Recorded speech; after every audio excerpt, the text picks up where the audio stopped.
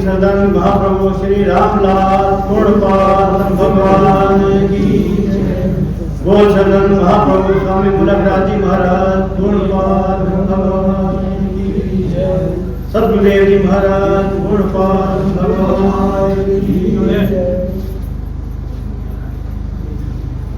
अखंड मंडलाकारं व्याप्तं येन चराचरं तत्पदं दर्शितं येन तस्मै श्री गुरवे नमः। सर्वप्रथम मेरा प्रभु जी के चरणों में, स्वामी जी के चरणों में, सदगुरुदेव जी महाराज जी के चरणों में और इस आश्रम के संचालक ठाकुर साहब जी के चरणों में कोटि कोटि नमन।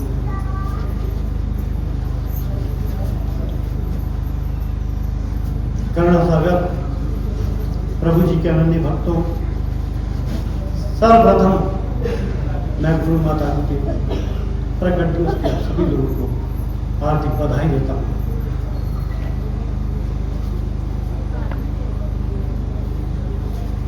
मैं से वक्ता तो नहीं हूँ, पहली बार बोल रहा हूँ, मैं अधिकतर श्रोता रहा हूँ, लेकिन आप लोगों को मैं अपने जीवन का एक एक्सपीरियंस भी कि मैं कैसे इस लाइन पे गया, मैं कैसे होशियारपुर पहुंचा, थोड़ा सा इसके बारे में बताऊंगा,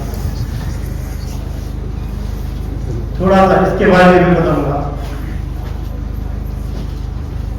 मुझे जो है डिस्क प्रॉब्लम हो गई थी और मैं इस हालत में था कि पीजीआई में भी डॉक्टर ने मेरा इलाज करना से मना करता कि आपके पास जो वो ब्रेस्ट की फेयर कोई चार्ज नहीं, परंतु सौभाग्य से डॉक्टर ने मुझे कहा था कि आपने ब्लड टेस्ट करना है, हिलना नहीं है, लेकिन शायद विधि में कुछ और ही मंजूर था, वो मुझे योगी गुरु के पास ले गए। और योगी गुरु के पास जाने से पहले मैं सोच रहा था कि मैं योगी गुरु के पास क्यों जाऊं, जब डॉक्टर ने मुझे ब्लड टेस्ट लिखा हुआ है। योगी गुरु तो शरीर में हलचल करेंगे तो साधन करवाएंगे, परंतु जैसे कैसे मैं चल रहा था, जब गुरु जी के पास पहुंचे तो गुरु जी से मैंने बात की। लगता है गुरु जी ने जो मेरी हिमालय की रिपोर्ट देखी और उन्होंने यही शब्द कहे कि बेटा डॉक्टर तुम्हें ठीक नहीं कर सकते, अगर ठीक होना है तो योग ही तुम्हें ठीक कर सकता है। तो उससे 3 दिन पहले जब मैं चंडीगढ़ गया था पीजीआई और 3500 की दवाइयां लेके आया था और गुरु जैसे मैं सोचा कि साधन भी करता रहूंगा, दवाई भी खाता रहूंगा, गुरु जी ने एकदम मेरे मन की बात पढ़ ली कि नहीं बेटा दवाई कोई नहीं लेनी है, अगर निरोग होगा तो योग से ही निरोग होगा। मैंने कहा ठीक है गुरु जी, भी बोलना ठीक हूँ, दवाइयां रहने दूंगा, खाने नहीं खाऊंगा, तो मैं करता रहूंगा। अर्थात गुरु जी ने कहा देखो तुम्हें ठीक होने में बहुत समय लगेगा, आप जल्दी ठीक नहीं होंगे, टीका लगवाओगे? मैंने कहा जी टीका लगवाऊंगा। तो देखो गुरु महाराज कैसी कृपा हुई। 5 जनवरी 2011 को गुरु जी ने साक्षात्कार हुई और 18 जुलाई 2011 को ही मैं साधन 2 टाइम करता था, सुबह भी और शाम भी। पर शाम को मैं साधन कर रहा था और जैसे चुक निकलती है ना, किसी को चुकाई हुई एकदम निकल जाती है और आदमी सीधा हो जाता है, तो मेरा शरीर तो अष्टपद ऋषि की तरह हो गया, एकदम बस सीधा हो गया। और दूसरे दिन जो मैं ऑन फिट ड्यूटी है, नहीं तो गली करके देना पड़ता। और प्रभु कृपा देखिए 29 अगस्त को सोमवती अमावस्या थी और हमारे नौराधार के साथ ही सप्तम के राष्ट्रोद्धार की चोरी पड़ती है, भारत की राजधान है। तो नौराधार से चलता है कि 18 किलोमीटर सेम डे में मैंने आप चालू की। बोलिए सिद्धांत महाप्रभु श्री सदगुरुदेव जी महाराज भगवान की जय। जैसे कहते हैं कि पंगुमला गहरे गिरे जो 12,000 फीट की चोटी पार करके उस मंदिर को वाकई कहाँ पहुंचाएंगे। तो हम तो ये तो गुरु जी के प्रति हमारी श्रद्धा भाव और उनके किए हुए उपकार को कभी नहीं भुला सकते। लेकिन मैं आपको एक बात बताना चाहता हूँ, वो ये है कि हमें अपने लिए क्या चाहिए। मन के लिए राजयोग और शरीर के लिए हठयोग। राजयोग तो चल रहा है, प्रवचन हो गए, हमारे जो योग दिव्य रामायण का पाठ चल रहा है, इसमें भी राजयोग भी चल रहा है। लेकिन जो महाराज कहते थे, जब भी हम साधन करते थे, आसन कर रहे हैं जो भी, तो भारत को विश्व गुरु कहा जाता था। तो क्यों कहा जाता था? क्योंकि हमारे पास अनेक विद्याएं थी, अनेक प्रकार के ग्रंथ थे, लेकिन बीच में ऐसा कालाकाल आया जिसमें हमें गुलामी की जंजीरों में जकड़ डाल दिया और गुलामों ने हमारे ग्रंथ जला दिए। हमें जो हमारे अपने रीति रिवाज थे उसके ऊपर प्रतिबंध लगा दिए।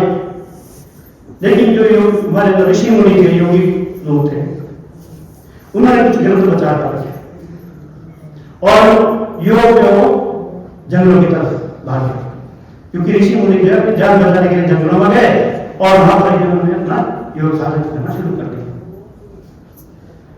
लेकिन इस साधन को हर आदमी नहीं कर सकता था। लेकिन इस कलिकाल में सन 1888 ईस्वी में प्रभु रामदास महाराज का अवतार हुआ किसी योग विद्या को पुनः स्थापित करने के लिए, और महाप्रभु जी के सानिध्य में रहकर उन्होंने जो है योग विद्या का प्रचार प्रसार फिर से शुरू कर दिया।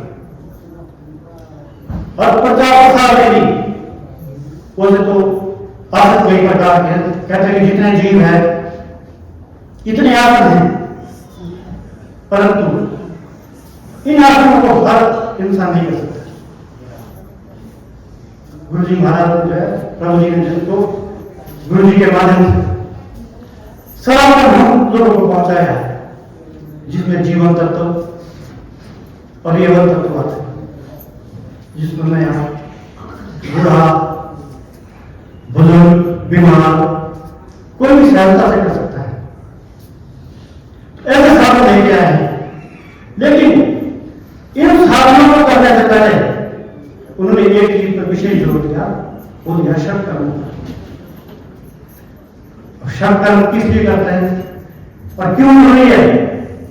क्योंकि हमें जो भी बीमारियां आती है, हमारे शरीर को जो भी कष्ट आते हैं, ये हमारे शरीर में कहीं ना कहीं कुपित मल जमा होने के कारण आ जाते हैं। और शव कर्म से क्या है? उसको धोना है शरीर से बाहर का। तो शव कर्म में गुरु जी बताया हमें मुख्य तौर पर है नैली, धौती, नौली, त्राटक, कपालभाति व्यवस्थित है। नेति करने से हमारा साइनिक सिस्टम साफ हो जाए। आंख, नाक, कान, गला जो भी समस्या है, कभी आप डॉक्टर के पास जाओगे, मुझे समस्या है, बोलेगा नमक के गार्गल कीजिए, आप नमक के गार्गल करो, आप ठीक हो जाएंगे। लेकिन गुरु महाराज ने कितना बढ़िया बताया कि मैं पूरा साइनिक सिस्टम धो के साफ कर दिया, तो बीमारी हमारे को आएगी नहीं। फिर बमनी क्रिया हमारे पेट के लिए, हमारा उदर जो है वो ठीक हो जाएगा उससे, बमनी क्रिया से। और फिर नौली क्रिया से हमारी पाचन तंत्र ठीक हो जाएगा। त्राटक से हमारी दृष्टि दोष नहीं आएगा, बयानों के जो है हमें आंखों की दुविधा नहीं आएगी किसी प्रकार की। और फिर कपालभाति को कपालभाति है, कपाल को किस तरह से चमकाना है, कपालभाति से चमकाया जा सकता है। लेकिन अंत में अलग किया बस जब हमारा पेट का का हिस्सा है उसकी सफाई के लिए व्यवस्थित काम। लेकिन प्रभु जी के इन प्रयासों से वैसे तो सब लोग आश्रम में गुरु जी कहते थे सबसे पहले तो जाते थे कि यहाँ नेति होती ये आपको नहीं तो नहीं मानते थे। तो अपना इस चुनौतियां अपने जीवन में हिस्सा बना दी, इसमें जरूरी बना। खैर मैं ज्यादा नहीं जानता हूं, और इतना जरूर है कि जब हमें फायदा हो रहा है, हमने सुख पाया है, तो शायद इस दुनिया में जो भी योग करेगा, इस मार्ग में चलेगा, उसको जरूर जो है हर प्रकार का सुख चैन मिलेगा। अंत में गुरु माता जी के जन्मोत्सव की आप सभी को बहुत बहुत बधाइयाँ और मैं अपने वाणी को विदा देता हूं। आचार्य त्रिवेणी जी ने बड़े सुंदर रूप से हमको बताया कि अगर ठीक होना है तो योग से उत्तम और कोई मिला नहीं, और षट कर्म में सबसे उपयोगी है।